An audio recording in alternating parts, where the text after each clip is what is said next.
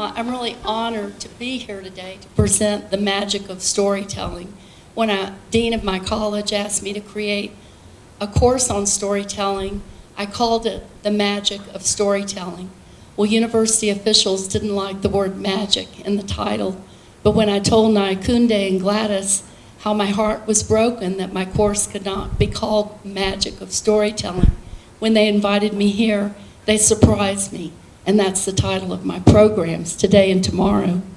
But I have to tell you, when I was first a librarian, when I was young, in a rural part of the United States, the library director, the first thing that she told me was, now, Christy, you're going to have to go out and deliver these summer reading certificates, and when you do, you're going to have to tell a story. I was like, a story?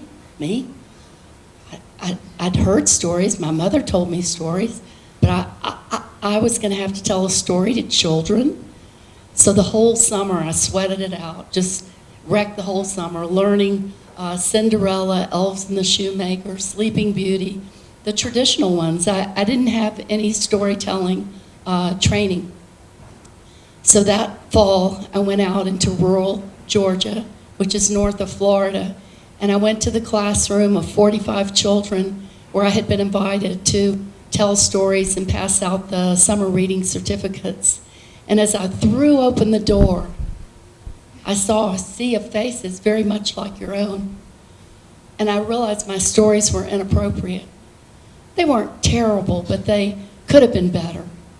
And so when I left that day, I have to tell you, I had kind of a lump in my throat. I thought, Christine Koontz, you could have done a better job. And so I was headed out to my car, and the teacher came running after me. She said, Miss Koontz, Miss Koontz, Miss Koontz, please promise you'll come back. She said, the children have never heard a story told before. And so with that, I had resolved to delve into oral literature and folk tales, and the folk tales from other lands. And that has been my specialty for the past 30 years. And so I come here today and share with you what I have learned, and I know that you know much too, because we know that Africa is the heart of storytelling. So I'm very honored to be here. TAF will be introduction to types of stories, stories and storytelling, and then choosing stories to tell. So there are many storytellers before us, and you know that well here in this land of such great storytellers. And a story is like to be a human being, to be knocked down and miraculously get up again. Stories are kept alive by us, by storytellers and telling. Most of the stories were always captured orally. The good ones lasted and got into print. That's how someone like me found them, in a library at a college, in the folktale collection. So a story heard, a story told, a story heard, a story told. That's what I tell my students, that every time you tell a story, if you tell it well, and it's a good one, then it will be told again. So the oral tradition, when students sign up for my class, I tell them this isn't about reading books to people. This is about learning a story from the heart and telling it. It's not about how to share a book. It's about how to share a story. So each time a story is told, it's going to be slightly different. Like your Three Little Pigs story, my mother told it another way, and somebody else has heard it another way, and I love that. It was so different. So stories are shared. An African storyteller said, a story, let it come, let it go. And the oral tradition supported us for this day that we're sharing right now, this hour. If there had not been the oral tradition, then we would not have the stories that I'm going to share that I found in print. And now our world is so wide open with the internet. I used to have to go through tomes of printed matter to find stories. It was kind of fun, really. have a big old stack of books, and then you find one story out of all those books that you really want to learn and tell. But stories are really important because they can bridge divides between people. They adapt ideas and experience for all ages. We can pass on knowledge. And remember, the most important thing, there is no story without a listener. There is no story told without a listener. And so if you don't put the time in and the practice, you won't have listeners. So this is important to me, and I have something I'm going to share at some point. I don't know when they're going to give it to you, but it's a bookmark with 5 strings. And I just wanted that bookmark to remind you that there are a framework for stories. Not every story has every 5, but often, of course, they have characters. The characters have intent. There's often conflict and problems to be solved. There's struggles. And then the number 5 is my favorite because folk tales are not in copyright. So in other words, the 3 Little Pigs can be told by, I think it's Emily, and told by me in very different ways because the details are different. And that's where the fun comes in. So especially if a story isn't in copyright, it's a story that's been passed down, the details are where the practice, the enjoyment, and where you make it yours, make it your story to tell. There are different types of stories, and I'll go through these quickly. An epic, certainly often a narrative poem recounting all kinds of details. Sundiata, a very famous West African storytell, as well as John Henry from our country, the Song of Hiawatha. Fables, which again are very well known, Aesop's fables, but there are many African fables as well. And other countries have fables. We've only heard of Aesop because of the enduring legacy over 2,000 years ago. So these weren't printed initially, they were passed down through the ages. And fairy tales, we all love those. Those are imaginative. I heard somebody mention Cinderella. I learned that there were 1,500 different versions of Cinderella all over the world. So don't think Walt Disney created Cinderella. That's what I try to tell students. It wasn't Walt Disney. It's been around a long time. And fairy tales are updated to fit the culture in modern times. So here's a wonderful collection of not-so fairy tales of African queens. Perhaps you've seen it. And then there are folk songs that are made from stories. Follow the Drinking Gourd is a powerful story from Black Americans in slavery who followed the stars, the drinking gourd of the stars, to take a very dangerous journey up to the north. I wish my voice were better. It's like, follow the drinking gourd, follow the drinking gourd, for the old man is a-waiting for to carry you to freedom if you follow the drinking gourd. And then there are other chapters, how they followed marks on the trees and the trail to get to freedom. It's one of my favorite stories. I tell it every year at the Florida Folk Festival. It's the oldest festival in the United States, and it's real exciting to be a part of it. It's very hot. It's in May. And then legends are exciting. They're quite extensive. So I try to encourage new storytellers not to start off with a legend. It's a lot to tackle, a lot of length, but certainly exciting that you could share that first by reading in a classroom and then maybe break out the parts into characters. There's so many ways to do reading and then storytelling. Having them first perhaps tackle it as reading. And then African mythology, I'm sure you know quite a bit about that. There's so much there, such a richness to share. And myths and legends have always been around, have always been orally told to explain what we don't understand, to explain the unexplainable. why there's a sun, why there's the moon, when did the earth start. All those mysteries that people still wrestle with, and still people don't know the answer. And these are stories that have been passed down. So an anecdote, one thing I do, because often students come in and they go, I don't know any stories. I couldn't possibly tell a story. And so my first exercise is, what is your name? And that always mystifies. And I go, wait, how did you get your name? Now I know in Kenya you have a tradition, or did, where the grandparents were involved in the naming. And I thought that would be such a cool exercise, especially here. But it's an exciting first exercise because they write it out. They often ask their parents, well, wait a minute, how did I get my name? And I'll tell them how I got my name, Christy. I was the third child. My mother didn't want to have any more children, so she didn't have a name for me. So my oldest sister, when they brought me home from the hospital, and I still didn't have a name, she said, call her Christy. Call her Christy. That's the new girl's name in our class. And here I am today. So there you have it. Somebody thought of something.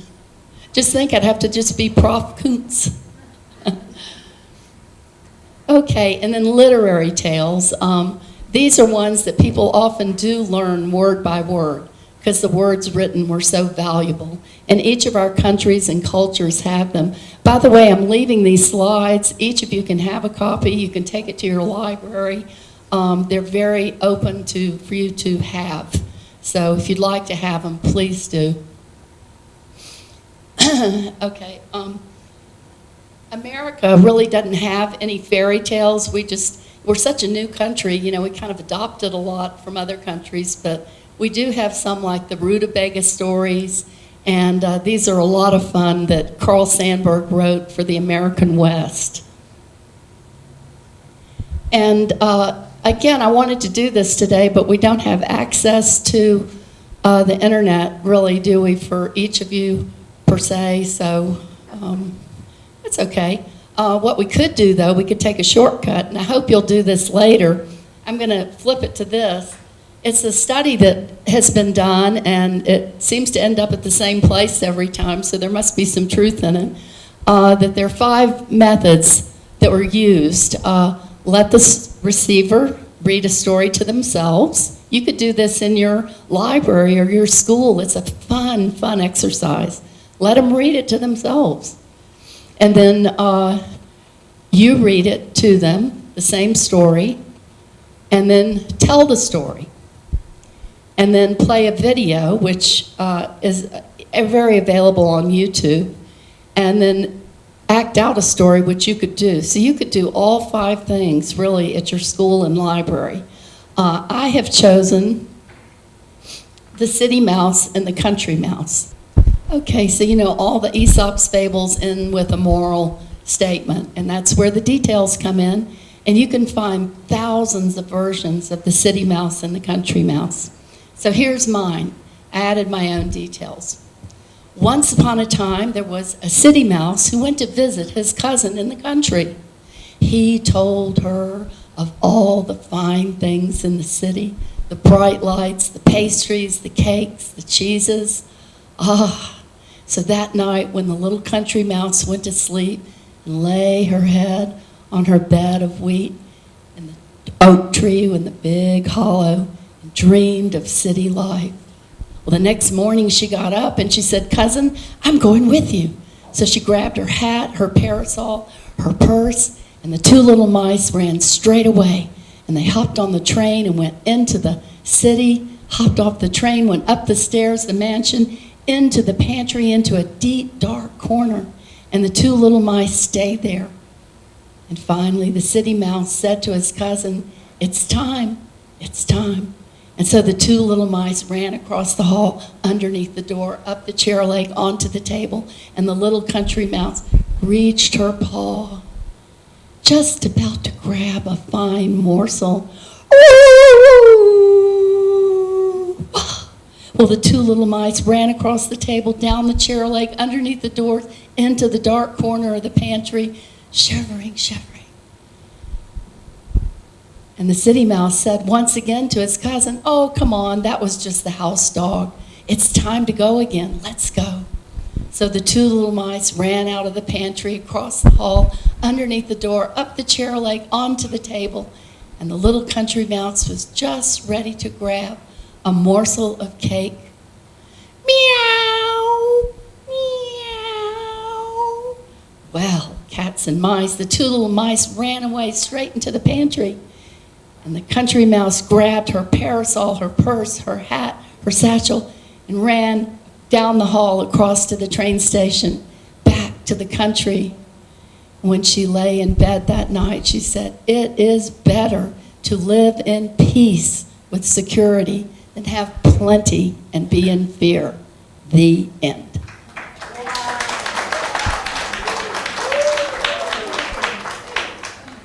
Anyway, you can tell it whatever way you want, because Aesop is long gone. But do try that with your classes. I think I try it with mine, they love it. They just love it. Timidly, sometime even the grown-up graduate students will go, "Well, I really like the video." Okay, so remember, and these are choices that they could make, that there's a lot of research done about storytelling, that when students hear a story told, they often remember it far longer than if they read it or it is read to them.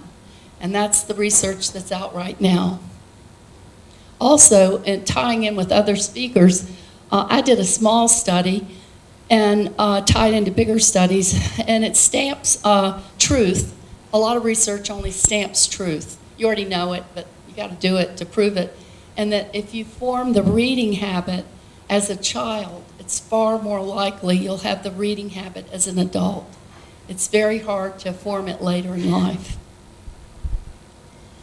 So again, this is your time and your practice and your desire to tell to your audience are the keys to success.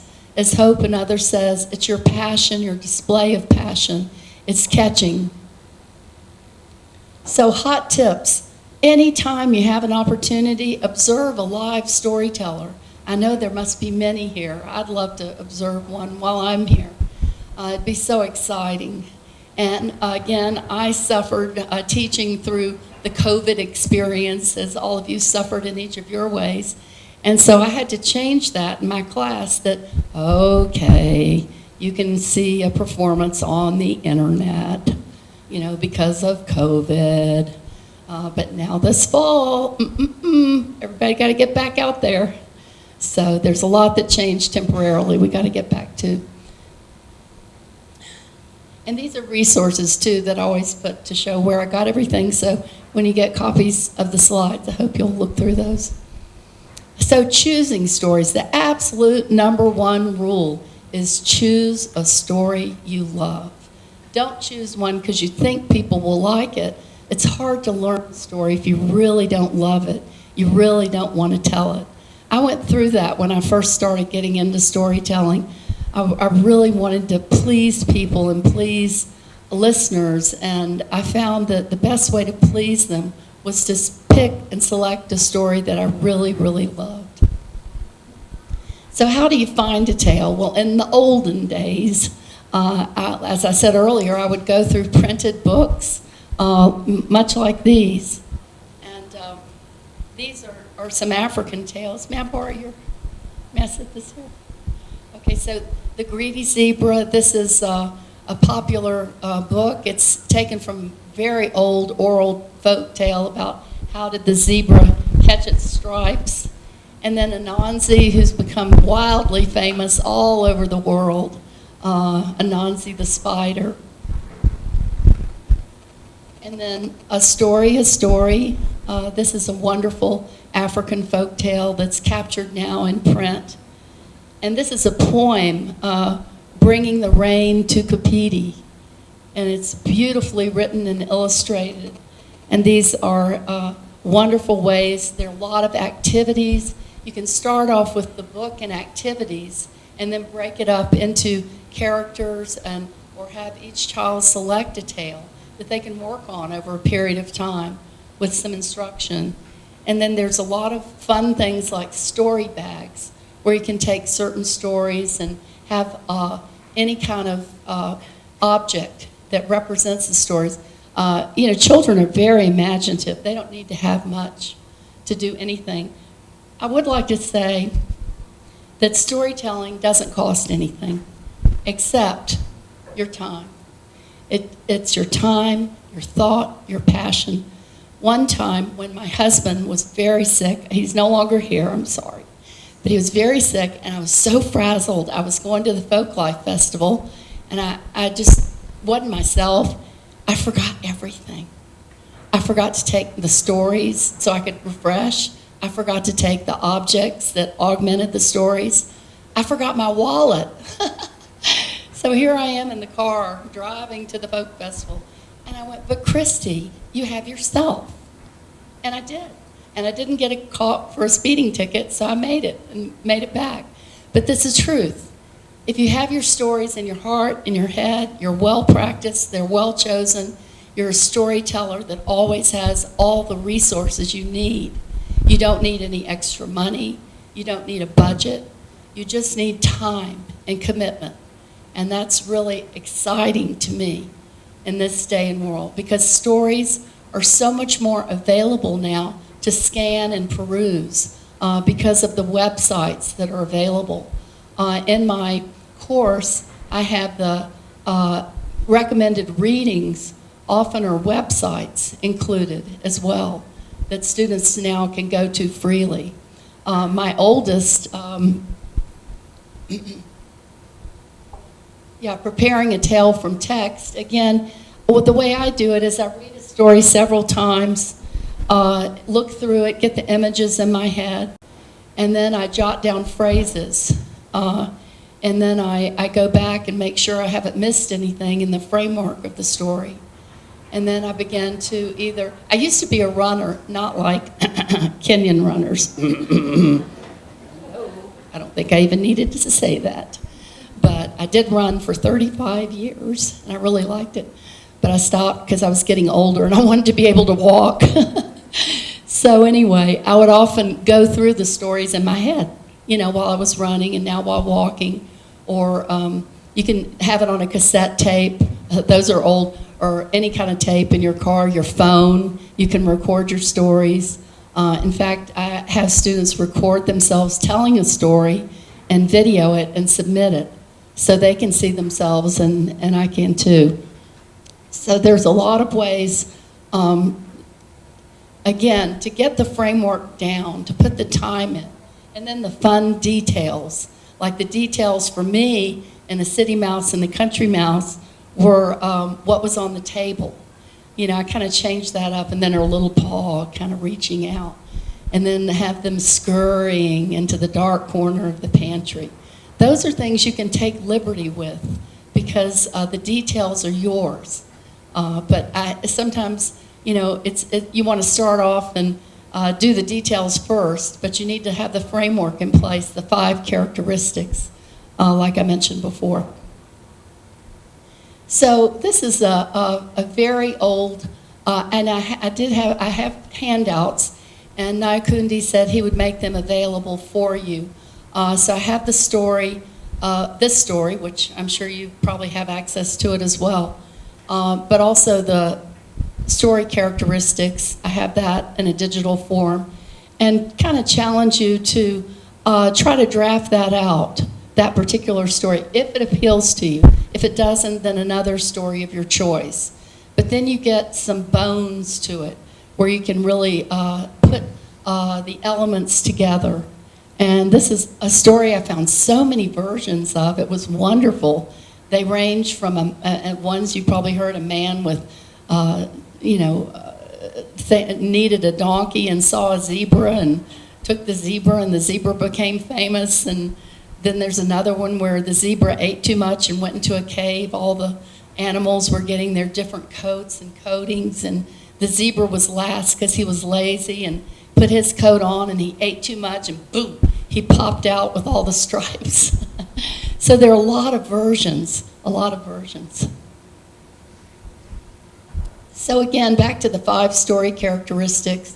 This is what helps me learn a story.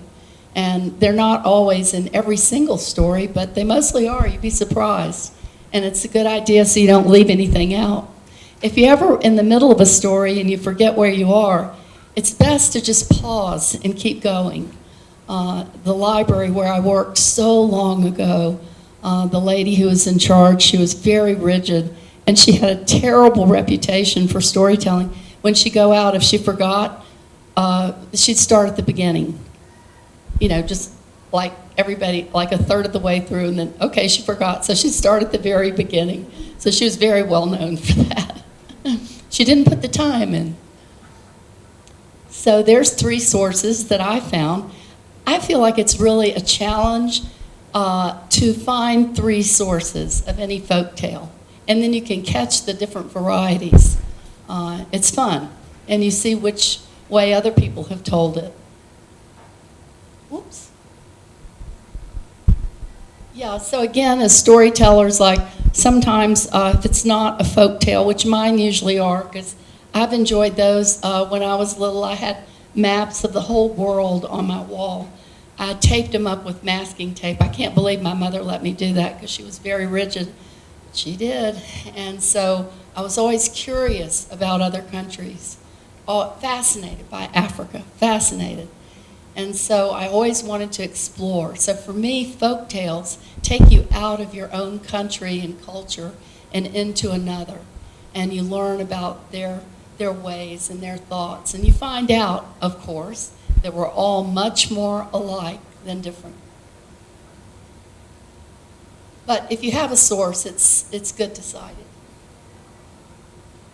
And that's just, ethics and copyright, big deal. But no storyteller has ever been arrested that I know of.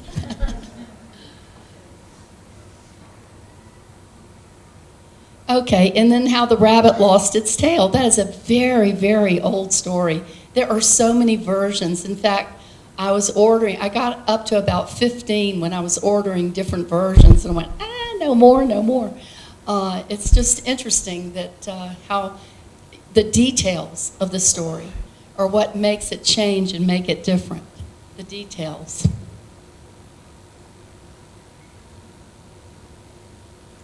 So here's the oldest one that I could find about, usually it's so interesting to me because folk tales are usually about human characteristics, either of vanity, greed,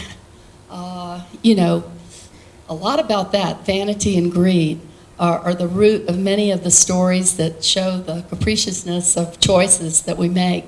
So Rabbit met Fox and saw that he was carrying a whole bunch of fish. Like, wow, I'd like to have all those fish. So Fox offered to teach Rabbit how to catch fish too. He said, hey man, why don't you put that long tail, which is what the rabbit used to have, down that hole. You'll be able to catch a lot of fish. They'll be biting on that tail. You'll have a whole bunch of fish in the morning. Well, of course, instead of that, what he had was a tail that was frozen. And it was frozen in the ice, and he pulled and he pulled. He couldn't get it loose. He tried to get the owl to come by and pull it out. His ear stretched out long, but still he was stuck. So finally, friends pulled him loose. But, my friends, that's why the rabbit has a short tail. That's one version. Okay. Again, I hate to keep throwing this at you, but it's just that it helped me a lot. So it's definitely on the handout. And I hope it helps you the way it's helped me. Because sometimes I get off and I think, wait a minute, I left part of it out that was really important. So here's again the 3 sources I found, but actually I found 15. Oops.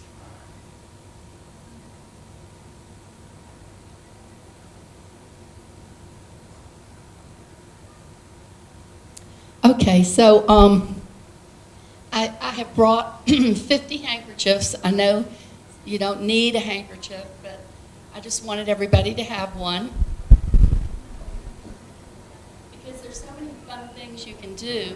You can make all kinds of things with handkerchiefs. Again, low cost, right? And so your students, you could get them to bring a handkerchief from home, if they wanted to. Or you could have pieces of cloth. And they could tell the story of Colorado also, you know? And then I remember, thank you, I remember when I was in church back in the day when, you know, everybody's father or mother brought handkerchiefs. And my father would teach me handkerchief tricks. So this is one that I would do, and my mother would always be. She was only 4'10", and my father was 6'3". And that's how I got to look like this. Everybody goes, how do you look like that? I said, well, my father was 6'3", and my mother was 4'10". Okay, so here's babies in the cradle.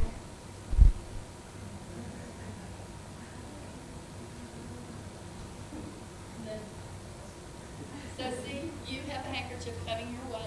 When are y'all going to give the handkerchiefs out? Hello, hello. Okay, and the bookmarks. So they're coming your way. Just what you need,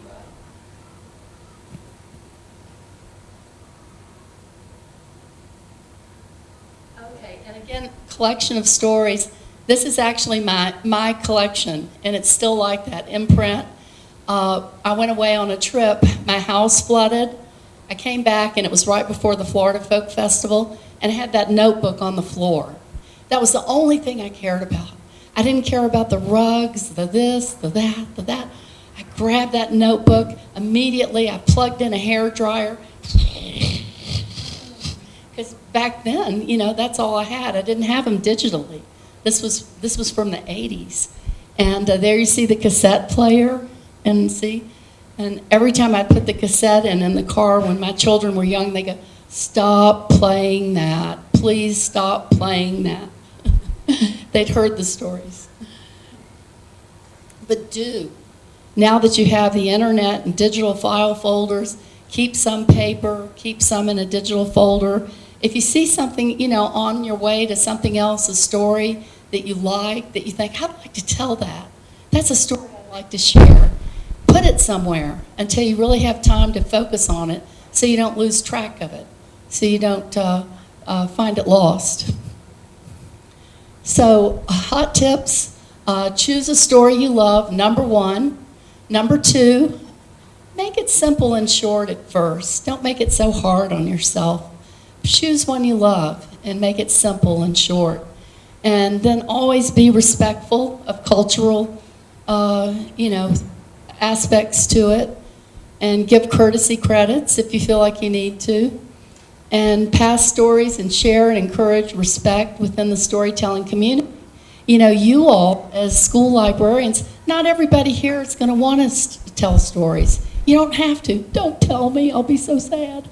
But no, you don't. Everybody's different, and so you may form a community of storytellers within the School Librarian Association. And you may have a storytelling festival at your school, and we'll get into that tomorrow, the idea of programming, because it's very popular for students to share with family, friends, the community, have something where they invite people into the school and share their stories.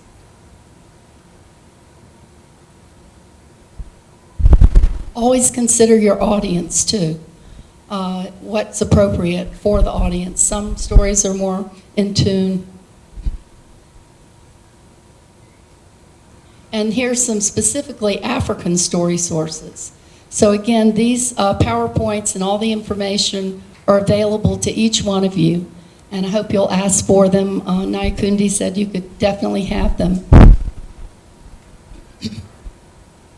And the name game, we talked about that. That's a really fun one. You could start your storytelling with your students because the name is so important in Kenya and so unique with the grandparents involved. You could start at the beginning of school and start with the name game. Ask them the history of their name and where it came from, and that will be their first story. And when they say they can't tell a story, you just told me the story. You told me the story, the history of your name. Has a beginning, a middle, and an end.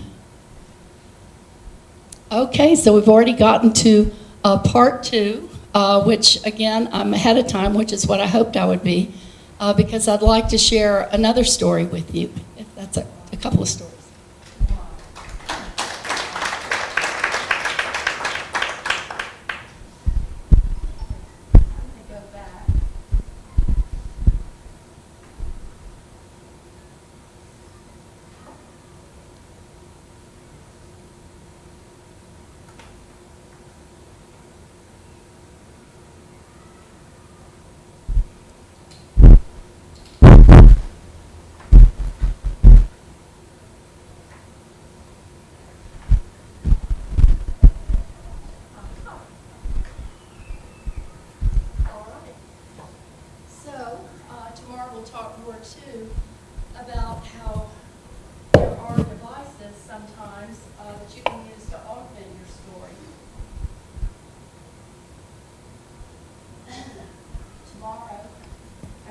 you a story that usually requires a fiddle player, but of course I don't have a fiddle player here.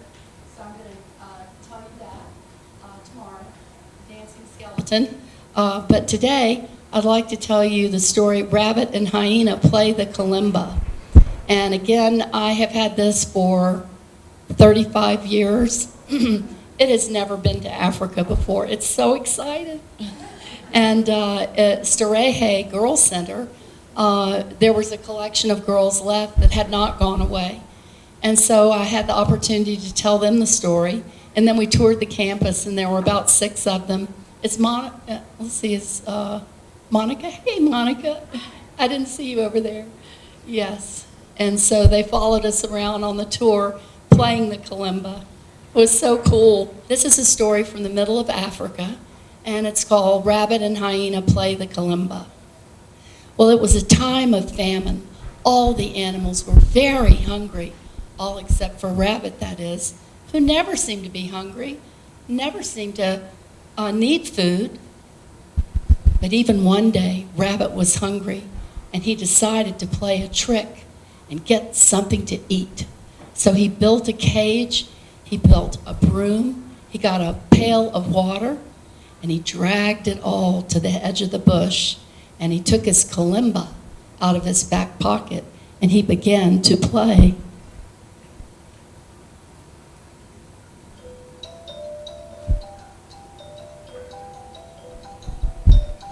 And he began to sing. He sang like me, frightened everybody away. Okay.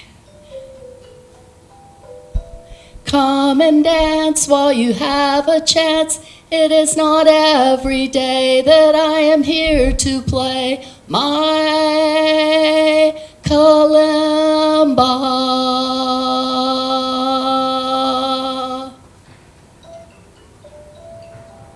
Well, with that, a group of guinea hens rushed out of the bush, and they said, whoosh, whoosh, whoosh, whoosh, whoosh. Mr. Rabbit, why are you here? Why do you have the broom? Oh, my pretty, it is here, it's dry and dusty. I will sweep so the dust will not get on your clothes. Oh, okay. And then another one asked, well, why do you have the pail of water? Oh, it is the dry season famine. In case you're thirsty, I can have you drink. Oh. And then one guinea hen, maybe smarter than all the rest, said, and what's the cage? Oh, said Rabbit, that's not a cage. That's shelter, in case it might rain. Oh, okay. So Rabbit began to play the kalimba again, and the guinea hens began to dance. And Rabbit sang once again, come and dance while you have a chance. It is not every day that I am here to play the kalimba. And with that, he took the pail of water, he dipped the broom in, and he scattered it over the guinea hens' heads. Whoo! Half of them flew into the shelter. Slam went the door. Ha, ha, ha, ha, ha, ha. Well, Rabbit was very pleased with his catch, and he dragged the cage, the broom, the pile of water, all the way back to the edge of the bush, and boom, he ran right into Hyena. Well, Hyena said, ha, ha, ha, ha. How come, Mr. Rabbit, you have something to eat and I don't? Well, Rabbit thought, oh, he's such a dumb fellow. I guess I'll tell him a trick. So he told him about how he got the cage, the broom, the pail of water, made him think it was raining. Half of them ran into the cage. And so Hyena said, I want to do that. Share it with me. Okay, but you're going to have to build your own cage. So Hyena built a bigger and better cage. And he dragged the cage, the broom, the pail of water, and the kalimba, which he borrowed from Rabbit, up to the bush. And he began to play once more, as only a hyena can, and sing as only a hyena can.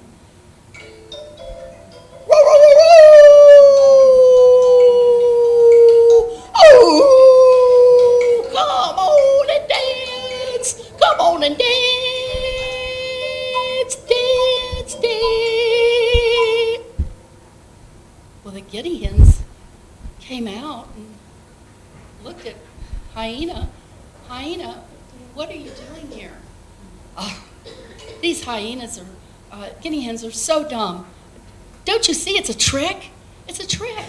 I brought a pail of water, broom. I'm going to sprinkle it over your head. You're going to think it's raining, and you're going to rush into the cage. Oh, said the guinea hens. But we've never done such a thing before. Could you show us how to go into the cage? Oh, said Hyena. What dumb guinea hens. So he bent over.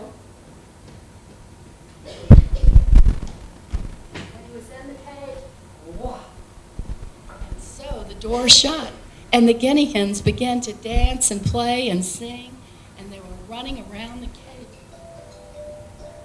And to this day, I hear they are still there dancing. Oh, sorry. Thank you, Alice. There is no story without a listener. There was no story then without another storyteller. Thank you so much. Okay, well, I want to tell one more story then. This is an American fairy tale, and I hope you'll like it because I think it has a lot of African influence in it. Carl Sandburg was America's poet. He thought that he would be most revered for the fairy tales, and not his poetry. He didn't know what he would be famous for. In fact, the fairy tales became largely forgotten. So I hope to bring one forth today, since they have been largely forgotten. And this is called the Rutabaga Stories, and this is the story of burnt chestnuts. Long ago, in the prairie, fish stars with tails of fire would swim to the east and the west over the dark prairie skies of Rutabaga County. Now, under those skies, there lived a girl, and that girl's name was Burnt Chestnuts. And she was named because of the color of her hair. Her parents loved her hair, but not too much. And so Burnt Chestnuts grew up every night going out underneath the stars, and she would look for fish tails with stars of fire. Well, one night when she went out, she was walking out, and she saw two long shadows coming towards her. Oh, should I stand still? Should I skitter on home? No, I'll stand firm. I'm a prairie girl. Whereas the two shadows came closer and closer and grew shorter, she saw they were two girls just like herself. One had midnight black hair, the other was the color of corn silk. And the three girls started talking about stars. And Burnt Chestnut said, "What's your name?" And the girl with the midnight hair said, "My name is Beans Are Burning." What? Your name is Beans Are Burning? You mean when your mama calls you in for dinner, she says, "Beans are burning," and you come in? Wow. Don't you have a special name? And then she asked the girl with the corn silk hair, "What's your name?" "My name is Sweeter Than the Bees Are Humming." Oh, what? You mean when it's time to go to the store and jump in the wagon and get the groceries, your father says, "Come on, sweeter than the bees are humming." Well, don't you have a special name? Well, then the girls started talking about the stars, and the girl with the midnight hair told about stars that looked like cats with eyes of fire that looked all the way into St. Peter's Gate. And the girl with the corn silk hair talked about rabbit stars with ears that grew longer and shorter and shorter and longer and jumped across the night sky. And Burnt Chestnuts told them about the fish stars with tails of fire. Well, pretty soon it grew late, and all the girls needed to go home. Goodbye, Burnt Chestnuts. Goodbye, Beans Are Burning. Goodbye, sweeter than the bees are humming. Well, when Bert Chestnuts got home, she told her parents about the two girls and about the stars and all they talked about. And her dad said, well, Bert Chestnuts, I think you may have had a dream out there on the prairie. And so that night, Burnt Chestnuts went to bed, lay those burnt chestnut curls on the pillow. She looked out the window, and she saw fish stars with tails of fire, cat stars with eyes of fire, all the way to St. Peter's Gate, and rabbit stars with ears that grew longer and shorter and shorter and longer in the night sky. The end.